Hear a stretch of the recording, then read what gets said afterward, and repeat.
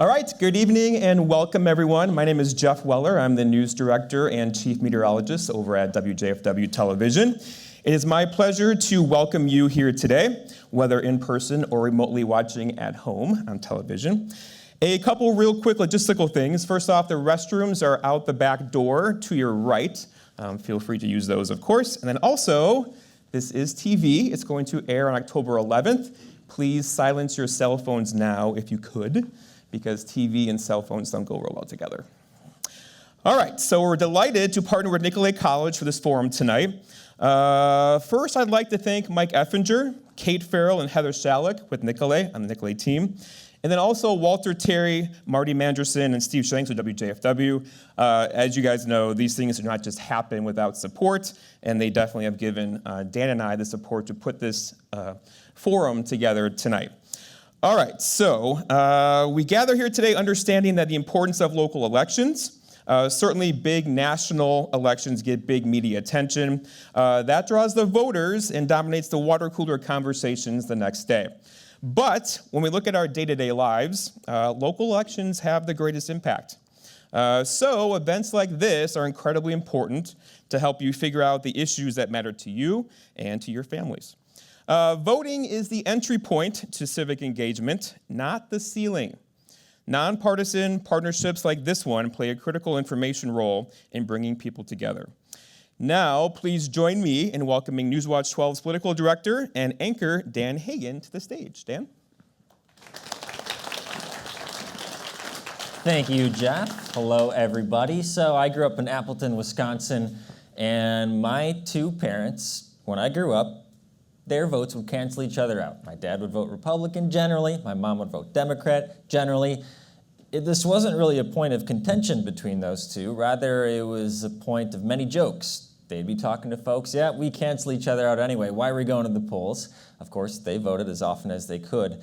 But it lends a point of politics has changed, you know? That sort of thing doesn't happen as often anymore. And another thing that they did was they also decided, you know, on who the best candidate was. It wasn't just looking at the R or the D. They would look at the name on the ballot. That's another thing that has tended to be different in recent years. So we're going to explore all these trends, how things have changed, and I can't think of two better people to do that than two former Northwoods legislators, each from one side of the aisle. Let's first welcome our first guest from Minocqua, Joe Handrick. He served in the Assembly in the 1990s as a Republican, and he's also done more work since then in terms of data analysis, as well as helping other Republican candidates and officials. So welcome Joe Handrick to the stage. Good to see you right here. And before Mr. Handrick was in the Assembly, someone else had his Assembly seat, and that would be Jim Holperin. Jim Holperin is from Eagle River. He also served in the State Senate and as Secretary of the Department of Tourism. So everyone welcome Jim Holperin to the stage. Welcome. Welcome, Jim. Cool. So I'm already thrown off, you guys, because where are the fisticuffs? This guy took your seat, Jim. I mean, you're shaking hands. I thought we're supposed to be, you know, trying to beat each other. So what are your guys' you have a good relationship? Excellent, excellent. And interestingly enough, the very first time I appeared in public was in this room at a debate with Jim Holperin when I ran against him.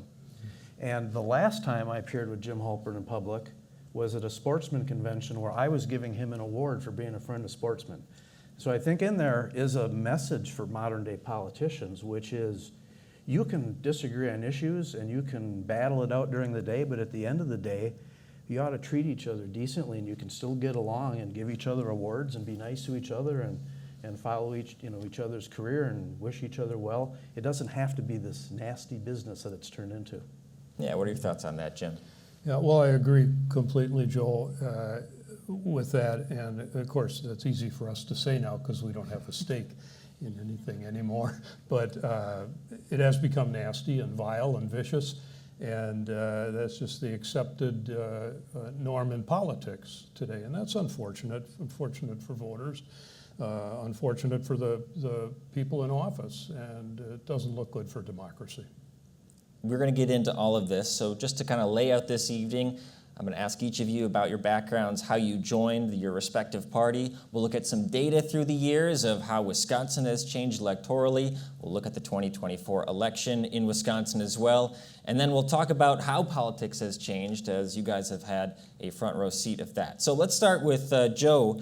Joe, I know I can smell the Ronald Reagan on you right now. I'm sure he was a big inspiration for you. Tell me about your upbringing and why you decided to join the Republican Party. Ronald Reagan was, and to this day is one of my heroes, and the kind of person that I think exemplifies standing up for what you believe in, but being a decent human being.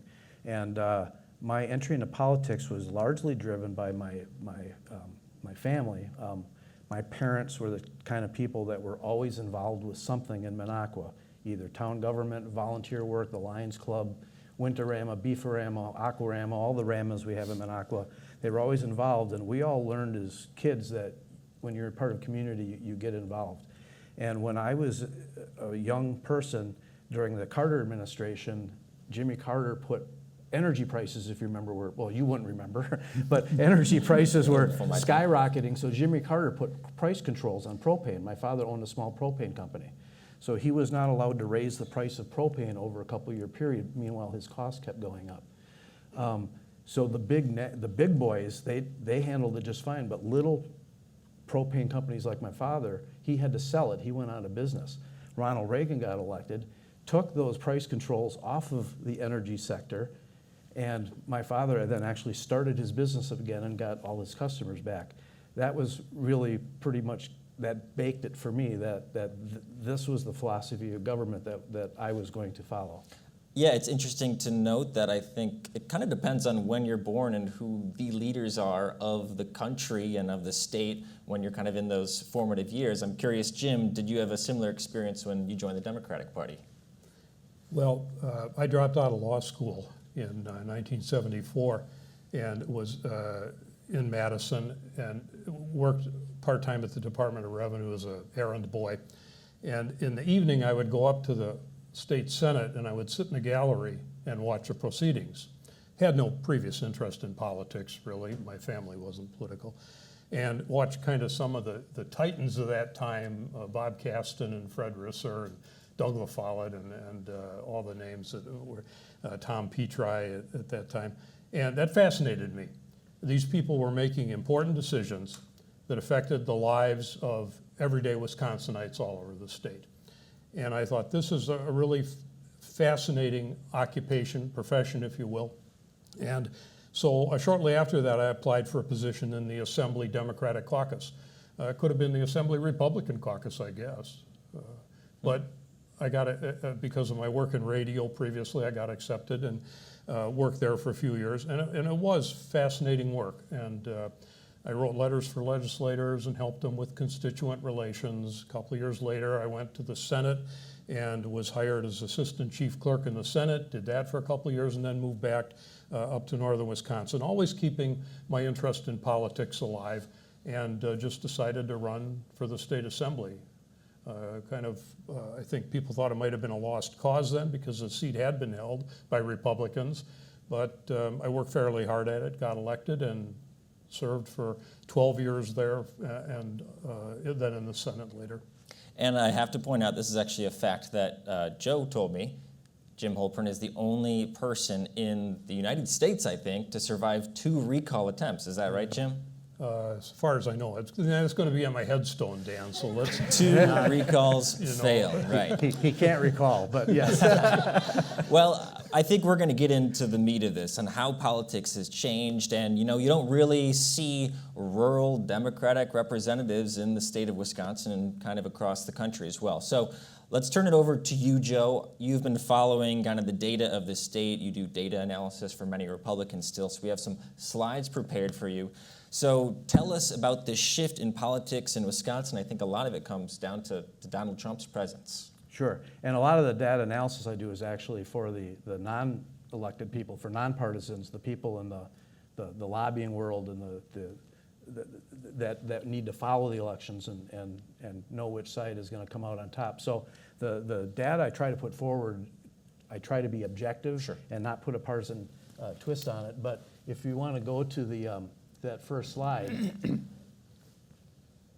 There's really been two big changes in the last 40 years.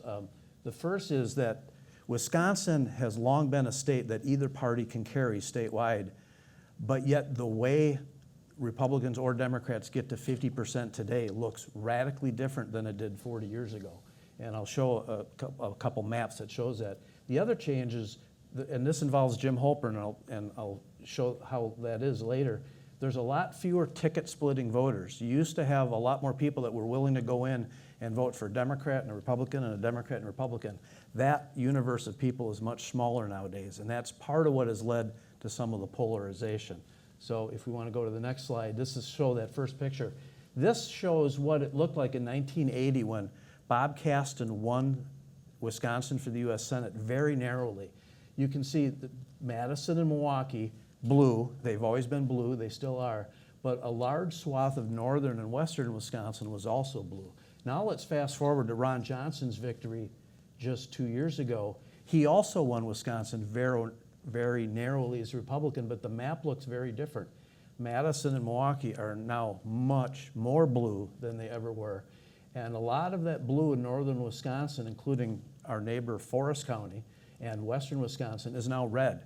So what's happened is the state's still 50-50, but now a lot of that Democratic vote is concentrated in Milwaukee and Madison, and the Republican vote is sort of spread out and taken over much of the rest of the state. The next map, I think, will show that. Well, this is just the two maps side by side, so you can see the change. And then this next map will show what these dots are Biden and Trump margins by county. So the larger the red dot, the more votes Donald Trump won by. Same with Biden with the blue dots. And you can see that northern and western Wisconsin, which used to be a lot of blue, is now red.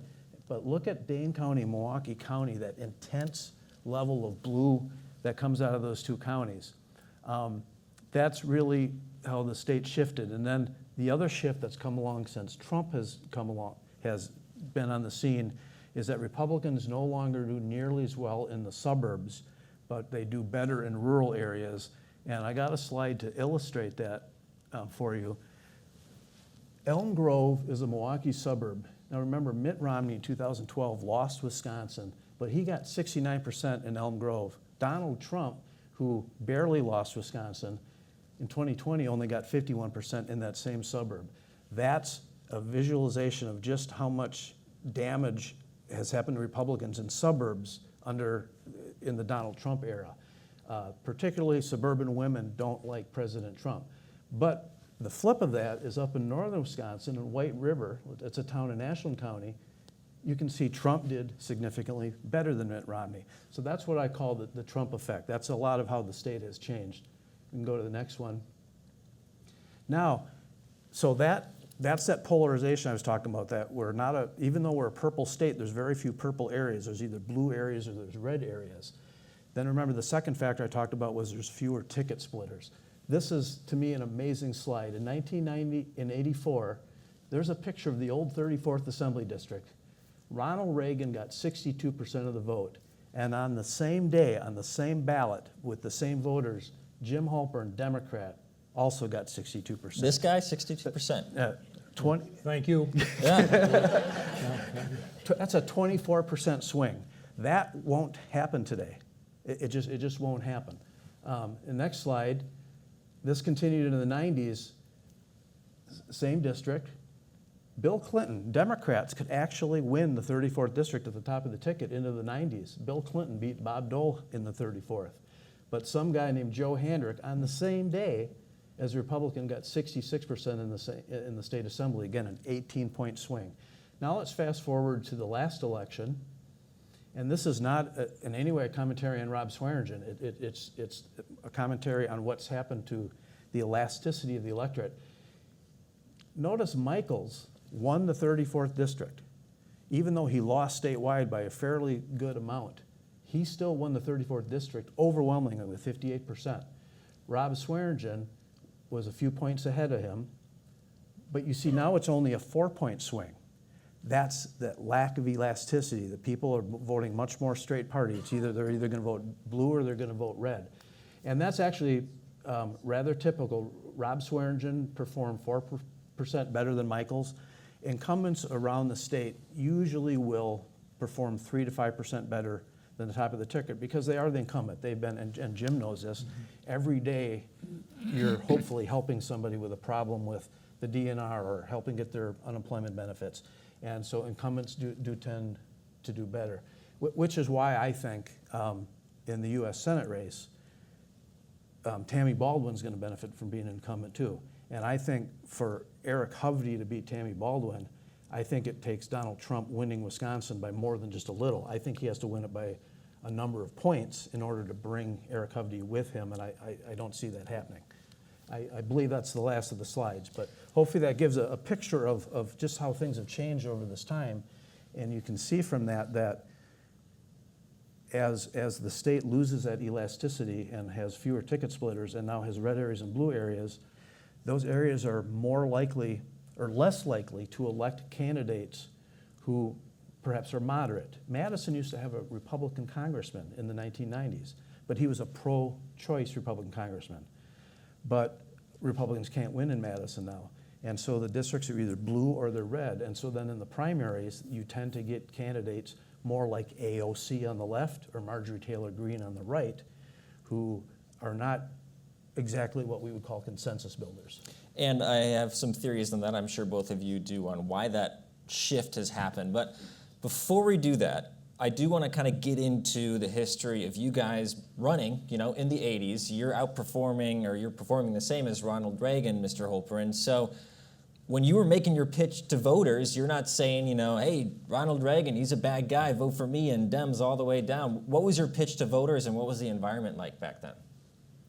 Well, the appeal to voters was the same throughout my time in office, and that is that I want to represent you. I think I will do a good job representing you. I will listen to the issues that you bring to me on both sides of issues, and we'll try to make an informed judgment based on what I think you would do if you were in office and how you would approach the issue. So it was a pretty straightforward retail politics. Bert Grover used to say I had a personal relationship with 50,000 people. And that's kind of what Bert Grover, former superintendent of public instruction, and member of the assembly in Wisconsin. But it was just meeting people where they were, trying to be honest and reasonable, rational person, and it seems to have worked. And Joe, I've talked to you before about this. You gave me a tour of the Capitol building in Madison, and I feel like you could have given an identical answer to Jim there about your pitch to voters in the 90s as well. Do you feel like that's the case? Yeah, well, I got elected in 1994, and it was an interesting year because that was an anti-incumbent year. And I was running for an open seat. It had been held by a Democrat for 12 years, but it was an angry electorate. They did not like insiders. They didn't like professional politicians. They wanted change. And so I ran as a guy who was going to go and shake up Madison and make a splash. I had the splashing dog. But at the same time... Is this a television ad on Channel 12? But yes, it was. But at the same time, I was the only candidate who had ever worked out of 9 candidates who had ever worked at the Capitol. So I also talked about I'm the only one who knows my way around the Capitol and how to draft a bill and all these other things. So I ran as an insider and an outsider all at the same time, but had to thread that needle. So I noticed not much partisan red meat in either of your pitches right now to voters. So why do you think it's shifted that way, and that both of these, there's a polarized electorate, but it seems like the parties are more polarized as well, their officials as well. What do you make of that change? Why do you think that happened? Well, we're going to need more than a shrug, Jim. I'm sorry. Well, one I can edit that out, I guess, for the TV. But one is the map, the polarization map. Okay. A second thing is there's an old saying that if a dog bites a man, it doesn't make the news, but if a man bites a dog, it makes the news. So just sometimes the more controversial stuff will get attention and get people on TV or whatever. Yeah, and that's how people like Matt Getz and Marjorie Taylor Greene and AOC, that's how they thrive. They thrive, and the guy from the Minocqua Brewery, they thrive on this. Donald Trump thrives on the controversy of having the world revolve around them. Yeah, I feel like there's an incentive structure to be playing to your base. When something happens, when something Donald Trump does, Republicans or Democrats are going to be sending out fundraising emails right after. Joe Biden does something unpopular, Republicans are going to be sending out fundraising emails right after, and they're going to be making speeches on the House or Senate floor trying to get donations. I mean, am I boiling it down too simply, Jim? What do you make of that? Well, the reason I shrugged initially is because you asked how polarization got to the point that it is today. And it's just multifaceted. I mean, there's 6, 7 different reasons why the electorate is as polarized as it is today. And you can start with social media and talk radio. I mean, the sole purpose of talk radio is for guys to be on the air trying to get people enraged and to divide different sectors of the population. And it works. I mean, they attract listeners, and it works. Social media is the same thing, and we're all on Facebook, and we can all wink and nod over the clever little digs at the other side, but every time somebody reposts or shares something like that, it's a diminution of either the person in office or the process, how they got there, and our government and democracy generally. And it's just this little nitpicking talk radio, social media. So but that's only one thing. I mean, in the political realm also, there's escalation. I mean, you go back to Scott Walker in 2011 dropping the bomb about eliminating public employee unions. Well, the Democrats said, we'll escalate, we'll go to Illinois, And so it's things like that where one side does one thing, and rather than the other side trying to figure out a way to maybe make things better or get together on an issue, they jab them in the eye. That's the first response. Well, that's just a couple of things, and there are 3 or 4 after that I'm not getting to, but time is of the essence here. Sure. Anything you want to add to that, Joe? I remember this last year when the new legislative map was adopted, the legislative Republicans, rather than facing an outcome in the state Supreme Court, introduced Governor Evers' map in the legislature, and most Democrats voted against it just because they didn't trust Robin Vos and the Assembly Republican leadership, even though it was Governor Evers' map. Right. There's this built-in distrust of what the other side is trying to do. So let's talk about Donald Trump a little bit, because he's certainly the biggest factor in politics over the last decade. He's probably accelerated these trends you were talking about, Jim, or Joe, rather. You gotta have different names. Too many J's. So why do you think he rose to such popularity in these rural areas and kind of transformed the electorate? I'll start with you, Joe. Well, for years, politicians would get over their skis on what they were promising. I mean, when a president says, I will create 6 million jobs, when a president has never created a single job, you're setting yourself up for people to be disappointed, whether it's read my lips, no new taxes or whatever. So politicians would make these promises. And then the way Washington is designed, it's designed for there to be compromise and actually a form of gridlock. It's intentional to stop any one branch or any one party from having too much party. So on the right, a lot of Republicans just over the years were just very frustrated with George Bush and George W. Bush and Mitt Romney and other Republicans who were just who they believe didn't actually go and fulfill the conservative agenda. So along comes Donald Trump, who says, I'm going to drain the swamp and do all this stuff. That had an appeal to these folks, even though the fact that Republicans couldn't ram through their agenda, a lot of it had to do with the fact that sometimes there was split control of Congress, other times it was the filibuster rule in the Senate. It's actually the way the system is designed, but that they were frustrated at what they viewed as the lack of progress on the conservative agenda, and Donald Trump came along and offered a version where he was just going to kind of blow a lot of that up, and I think that appealed to a lot of the frustration of the people on the right. So it's almost as if this competition, it's not like legislating is all, but this competition to win your seat over promising has kind of made a distrust with politicians. If you look at Obama's 2008 speech and his 2012 speech, you'll notice it's very different. In 2008, he's promising we're going to get the moon and back. In 2012, he's like, okay, this is actually really hard, and you should kind of temper your expectations and let's work as hard as we can. And I feel like we're seeing that right now as well. We got no tax on tips from both sides. We have $25,000 in down payment for first-time home buyers from Kamala Harris. I just heard today Donald Trump is making another promise about no taxes on overtime.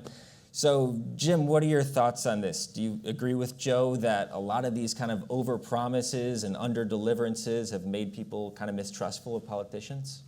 Well, in Joe's context, it's within the Republican Party that happened. And kind of beat up on the establishment Republicans not delivering on their promises. And conversely, I would beat up on the Democrats a little bit for not having a message. It resonates with rural voters. And we talk about rural Wisconsin. The Democratic Party has kind of let the urban, liberal, if you will, arm of the Democratic Party craft the message for the entire party. And the Democrats still have a tremendous number of good issues that are great for rural Wisconsin. A strong, well-funded education, affordable health care for everybody, natural resource issues, acquisition of public land that benefits everybody. There are a lot of good positions and climate change, but it's being overshadowed by kind of the wacko branch of the Democratic Party. And they have managed to hijack the message in many cases. And so what rural Democrats are hearing are not the strong issues and the benefits to the rural areas that Democrats can bring to them, but they're hearing again Alexandria Ocasio-Cortez or AOC, AOC or Omar. Omar from Minnesota. I mean, and the talk show hosts are obviously glomming onto that and amplifying it and saying, this is what the Democrats stand for. Listen to this outrageous position. That's what the Democrats, and so that filters down to the rural areas. And after a while, the people in rural areas begin to believe that's actually what the Democrats stand for. Defund the police. Yeah, that must be it. And so that turns people to an alternative. I'm not saying Trump, but to some alternative. Legislative candidates, maybe, but it's had an effect, and it's had an effect. Well, go ahead. And because there are very few rural Democratic legislators, that means there's very few people that are speaking on behalf of rural Democrats. So it becomes a cycle. Back in the 80s and early 90s, you had guys like Jim Holperin and Larry Sabota who represented tourism areas, so they were pro-tourism, supported school aids for property-rich areas like us, were not anti-gun. But those Democrats, as they retired, those seats became Republican, and now Jim is exactly right. The only Democrats sort of left are the ones that, at least the perception is, they're trying to take away your guns, sex change surgeries for illegal aliens in prison, all this kind of stuff. And so it becomes a cycle that there's really nothing for rural people to go to if they're sort of in the middle. So I think we can look forward now, we'll talk about this upcoming election, but do you think this is a tinderbox with, people kind of being more isolated? You're talking about urban areas being more Democrat, rural areas being more Republican. Do you see a future, let's go post-Donald Trump, whether he wins or he doesn't win in November, for some sort of change for people to kind of tone down the rhetoric and perhaps, start electing rural Democrats or urban Republicans? Well, I'll take that one, Joel. Yeah, we go. The question is, what's next, maybe? Sure. Do we continue to devolve as a democracy into this hyper-partisanship where just nothing productive gets done and we're at each other's throats all the time? I hope not. I sure as hell hope not. And who does hope that? Nobody. But I feel like they do, though. But I feel like people want that red meat more and more. Well, I've always said and believed deeply that voters are very intelligent, smart, discerning people. And I trust voters a lot to make the right kind of decisions over time to support democracy and our country and what it's always been. And I think the voters eventually are going to make the right choice. They've made some mistakes over the years, time, but mostly very smart people, all of them, both sides.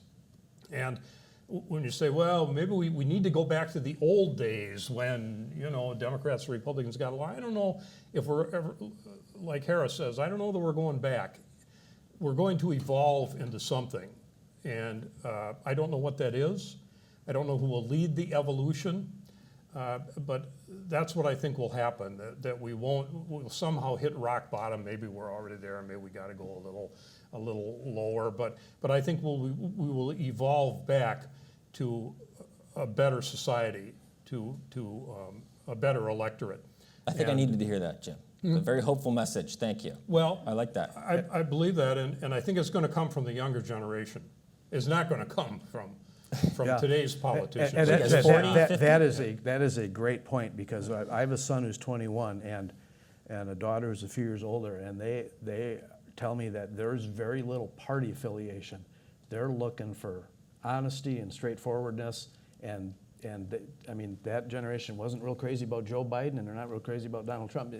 Very independent thinkers, so that's good. We got some good news, I thought, in this primary that was just held on the Republican side. There were a number of candidates who challenged Republican legislators on the platform of, the 2020 election was stolen and all that stuff. And for the record, Joe Biden won the state of Wisconsin in 2020. Donald Trump did not win the state of Wisconsin. But there's people that just insist on regurgitating the past and bringing this up. Those candidates that ran that platform all got beat decisively in the Republican primary. So Jim is right. Voters at the end of the day, I think, are a lot smarter than the pals tend to give them credit for. So maybe these new maps that you didn't draw this time, maybe it helped some partisanship go down? Is that what you're saying? I'm trying to sneak one over on you right now. Yeah. I got to get some context, by the way. So Joe right here was very involved in drawing maps in Wisconsin, legislative maps that were seen by many as gerrymandered. I know you would refute that, but perhaps these districts that are less partisan will encourage more people to vote for more moderate candidates? There are more 50-50 type districts. The downside to it is the state assembly now is likely going to be relatively close to 50-50. And that means it's going to be more like Congress, where you can have 2 or 3 wingnuts sort of hold the entire body hostage like they did with the Speaker McCarthy. Sure. That's the danger of having that, but in the end it might be a good thing. Well, we're going to have some questions soon. We're going to have one more question for Joe and Jim, so everyone in the audience, start thinking about a question you'd like to ask Joe and Jim. So let's talk about this November. New Marquette poll shows Kamala Harris with a slight lead in Wisconsin.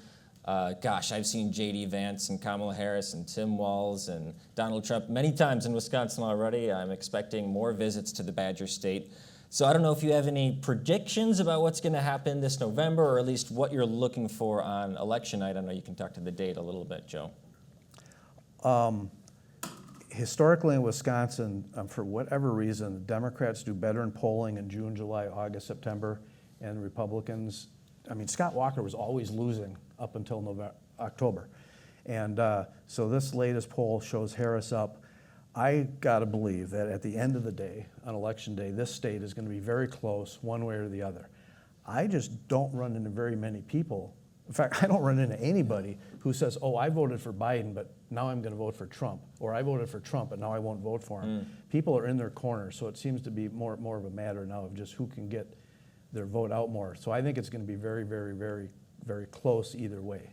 How it's been for the last many elections? I'd say within a point and a half. Yeah. What do you think about that, Jim? No, I agree. There's nobody I meet who's undecided. Even if they claim to be so. I think everybody kind of knows what they're going to do. But in the fall, I think the deciding factor, and it will be a very close election, I agree with Joe. I think the deciding factor are kind of the low propensity voters. Couple of the interesting things out of that Charles Franklin Marquette poll was not the horse race between Harris and Trump, but some of the lower level enthusiasm questions.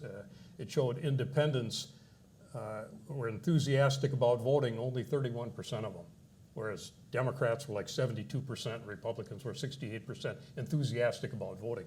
Well, I think as we get nearer the election, those independents, the 31% that are low propensity voters, just not enthusiastic, might not vote at all, and probably wouldn't have if it had been Biden and Trump. I think they'll go out, they will be energized by all of the churn over what's going on in politics today, and they will go vote, and they will take their civic duty seriously, as everybody does who goes to vote. But they'll be casting a vote for those third-party candidates, maybe, if they're really angry about the establishment candidates that they're being offered. So, you know, Chase Oliver and RFK is still on the ballot. Jill Stein as well. And Jill Stein. And so I think that the poll showed 9% will go there, and I think that will be 9%. So that's going to make a big difference. But it'll be a very close election, and if a lot of those voters who are low propensity get enthused and go out and vote, that's what's going to make the difference. People who wouldn't have voted are going to go out and vote. Yeah, I think that's an understated portion of the election, or these third-party candidates. The margin of victory of Donald Trump over Hillary Clinton in 2016, that margin was smaller than the amount of votes that Gary Johnson got, the Libertarian candidate, or Jill Stein. I have many more questions, but let's open it up to anyone who has a question for these two experts up here. All right, we have you in the front. Please come up. Another former state legislator.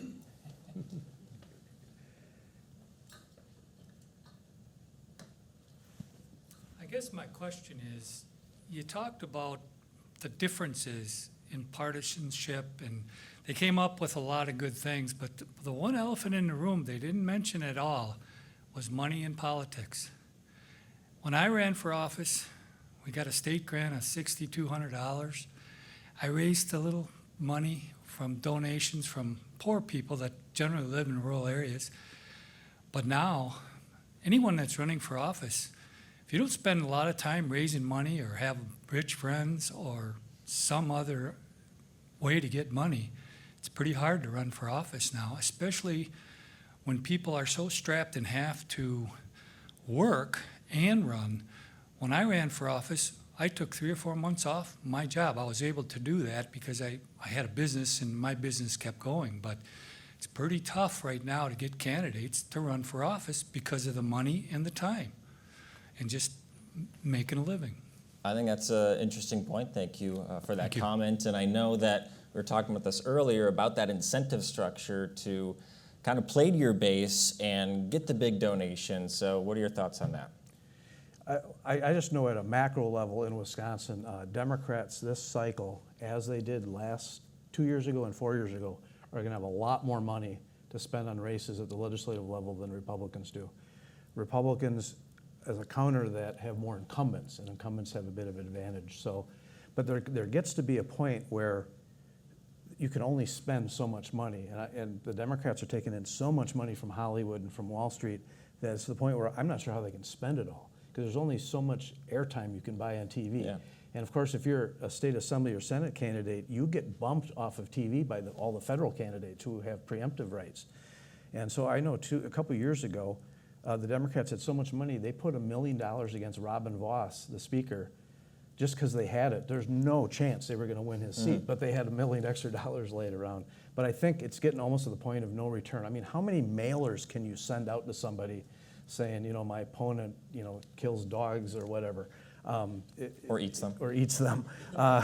You know, and so to me, it's not how much money you spend, but it's which candidates are smarter about spending it. So the money thing has long been a bother to me from a very different angle from what Mr. Schwartz had, which was that I came from kind of a lower middle class family.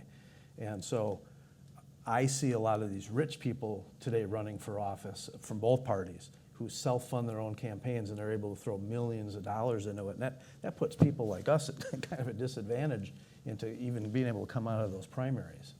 Yeah, I wasn't familiar with this concept of getting a state fund to run. I'm assuming that doesn't exist anymore. Did you guys have that? I think it does, but the only candidates that take it, yeah. It's state funding for races, and if you agree to spending limits, which are pretty low, the state will give you a grant out of that dollar checkoff on your taxes. But the only candidates who take it tend to be candidates in safe districts who have no chance of winning, and they have trouble raising money. If you're in a competitive district, it would be suicide to accept that money, because then you're accepting the spending limits, and then you're going to be outspent 20, 30 to 1. Interesting. And I agree with Jerry that money in politics has been tremendously corrosive. And we had these election spending caps or some similarity to them come out of the Watergate years and kind of the Jimmy Carter reform years. And we had a lot, it was a big issue, election spending and how we were going to control it. And then the Supreme Court came along earlier in the century and, kind of said free speech is free speech, and that free speech equals money, and so spend away everybody. And now it's not an issue much. I mean, it is still corrosive, I think, of politics, but nobody mentioned it at the debate the other night, right. And it's not on any editorial pages anywhere. So people have come to accept these huge sums of money, and I guess it's okay. Any other questions from the audience? So you mentioned the debate. That was interesting. So was the first debate. So, when I was watching the debate, Joe Biden and Donald Trump, instantaneously, I knew Joe Biden was absolutely not doing very well. And I felt similarly at this most recent debate for Donald Trump, just in regards to Kamala Harris seemingly setting traps for him. She gets a question about immigration. She talks about crowd sizes. And then he's talking about crowd sizes during probably his most popular campaign issue. So that was just kind of my takeaway, and we can argue about whether it'll matter or not, but you guys watched the debate. What did you think of it? We'll start with you, Jim. Well, it was a great debate, as they all are, and the question is whether it will move the numbers. And because, as we mentioned earlier, so many people are dug in on both sides, minds are made up. I don't think it will change the polls that much, maybe a little bit here, but a little bit there. But basically, it's going to be a get out the vote effort, and how the independents, or if there are any undecideds, whether the independents get out and vote, and then if they do, who do they vote for? So I didn't watch the Trump-Biden debate. I said on Facebook I would rather have Tabasco sauce dripped in my eye while listening to Uma Paloma Blanca, but I did watch. Not familiar with that one. Well, you're lucky. Yeah. But I did watch the debate the other night just because it's just like a bad crash in the interstate. You gotta watch, and Trump clearly lost the debate. But there's two questions to ask: is who won the debate, and that, if you think about it, it doesn't matter. The second question is, who is going to benefit from the way the debate went? And most Republicans will acknowledge Trump did not do a very good job. Neither of them made a fatal mistake. But the data is already starting to come out that that small sliver of people who are looking for an answer to why lettuce doubled and are looking to learn more about Kamala Harris, who they're not real familiar with, they didn't get very much from her. So even though Trump stumbled and didn't do well, if the needle moves, and Jim's right, it's not going to move much, I think the debate actually might have helped Donald Trump even as he lost it. I don't quite understand, because I feel like, she was at least, staying on message, and I feel like most post-debate polls showed her, doing better, by like a 2-to-1 margin. So I guess try to explain that, why you think it'll benefit Donald Trump again. The very first question was about inflation in the economy, and she talked about her background and upbringing. She didn't actually answer the question. So the people like us who are into these things that sort of know where we're at already, you got to remember, if you're undecided at this point, you probably don't think the way we all do. Right. In other words, you're motivated by something else, and I'm not sure what that something else is. But particularly with Harris, the people that are just tuning in now just aren't real familiar with her, and that very first question, I think, was harmful for her because she didn't answer it. She didn't address what she was going to do about the very problem that she caused. And people are starting to connect those dots. And so when you just look at the polls, well, who won? Well, a whole bunch of people said she won that aren't going to vote for her in a million years because, quite frankly, if you're just looking at debate, if you're assessing points, she clearly won the debate. She's a better debater at that night than Donald Trump was. But sometimes these things take a little while to work their way through, and so we'll see. But sure. I mean, I'm just looking at some of the stuff that's come out just in the last couple days, showing that small sliver in the middle, her favorables did not go up at all. And if they're unsure about her, there's an old saying, people will vote for the devil they know before the devil they don't. And know Donald Trump whatever you very say well. about Donald Trump, everybody knows what he is and what it was like when he was president. And a lot of people are willing to put aside the abrasiveness and his personality issues because they're tired of paying double for a head of lettuce and bacon and eggs and everything else, those kitchen table issues. Yeah. Anything you'd like to add, Jim? Well, I think we're about ready to wrap up. Does anyone else have some final questions for us? Yeah, go ahead.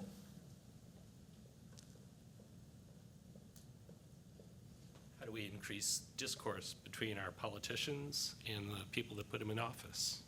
Very good. So before you sit down, so follow-up, so you're looking for public officials to be have like more town halls and that sort of thing, and be... Well, when Newt Gingrich was elected, or won the 1994 election, a number of reforms were instituted in Congress, shorter work week so people could get home, but that meant they spent less time with the people they have to fight with. So what sort of like structural reforms could we do to improve Congress at the national level, and what can we do at the local level for citizen discourse? Okay, thanks. Well, use the word citizen, that's important. I've always believed in a citizen legislature. You should spend as little time in Madison or Washington as possible because those are make-believe places where make-believe things happen. The real people are back in these districts. And so that's one thing, is demand that your local officials are back in their districts, attending every function there is. The other thing is just being willing to work with people of the other party. I passed a law with a guy named Gary George, who is a very liberal senator from Milwaukee, who I probably wouldn't agree with on almost anything. He and I passed occupational therapy licensure together because I looked at it and said, I want to get it passed. And he's the guy in the Senate that could help at the time, that could help get that done. And so if the legislator, and Jim mentioned this very early on, when he talked about what his mission was in Madison, it wasn't to see how much money he could raise or to see how much hell he could cause or pain he could inflict on the other party. It was, could he do good things for the district?